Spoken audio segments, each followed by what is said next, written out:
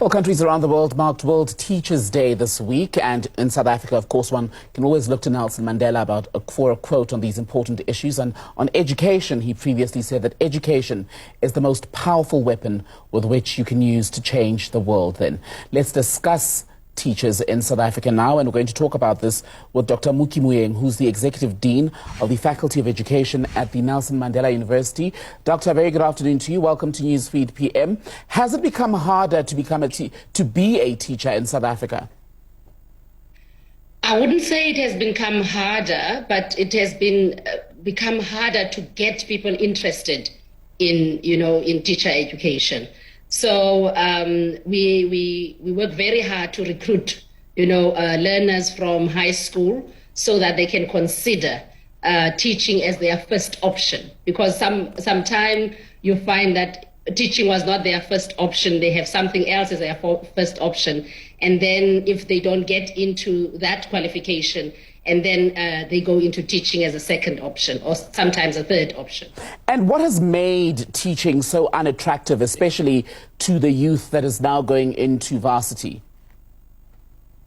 I think in some point, role models that learners don't have in school. They see how they are treated in school or how they treat teachers sometimes, and they feel like they don't want, to do that.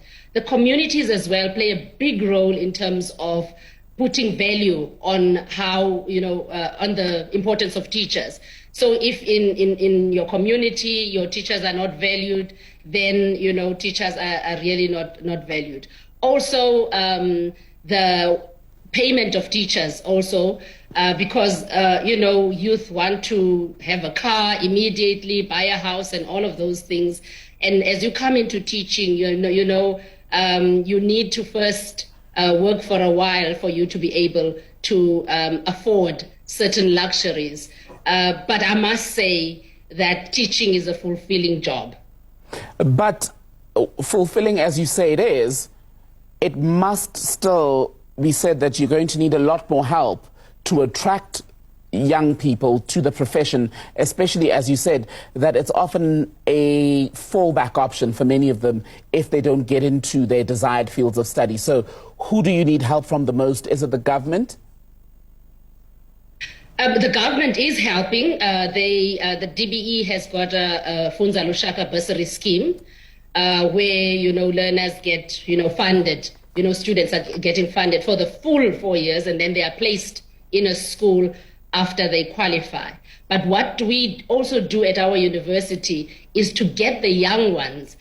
So we take our second, third, and fourth years. When we do recruit, we go with them to the rural areas, to the townships, to the urban areas, so that they can stand in front of those learners to say, look at me, I come from where you are now, and I'm doing my second year, I'm doing my third year, and these are the things that I love about teaching. I've been exposed to so many things. So that strategy of recruitment that we have embarked on has made us attract a lot of students into our program. As we speak now for our program at Nelson Mandela University, foundation phase and intermediate phase, we are fully, full. We were full before the 30th of September when we closed. So there is, some kind of attraction to the profession that is happening. And the profession has changed. It is evolving from the traditional sense where you had a teacher, a blackboard, and a textbook, pupils, and their exercise books. Now, we've seen just during this pandemic how technology, for example, has infiltrated the space, and the unpredictable way in which children, to a degree, are even picking careers. How are you preparing teachers to go into the schools ready for that sort of environment? Yes, we are preparing teachers in our universities, and I can speak for most universities because I'm the outgoing chair of the Dean's Forum, Education Dean's Forum nationally. And most of the universities are preparing students. But what we find problematic is when they go for their teaching practice into schools, they hit, a rock there because there are no equipment or facilities. So we prepare them at university because we have all of these wonderful facilities and connectivity. So everything is there.